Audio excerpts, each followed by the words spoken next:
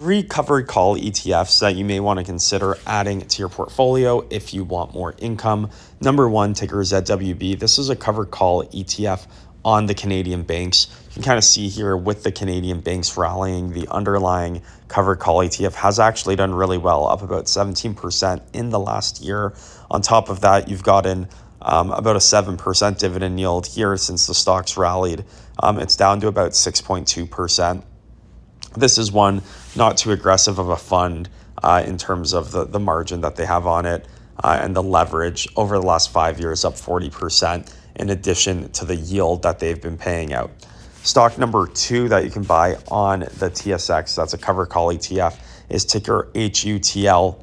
This one is up about 8% in the last year, dividend yield about 8%, and they just own a ton of infrastructure assets. Think stocks like Enbridge, Pembina, U.S. oil and gas and infrastructure type companies. They hold those kinds of underlying assets, right? Cover calls on top of them just to give you a bit more yield than just the dividends. And this one, once again, 8% yield, so a bit higher than ZWB. And then last but not least, ticker Life. This one here, the juiciest yield of all of them, is about 12%. And it is mostly focused on healthcare stocks.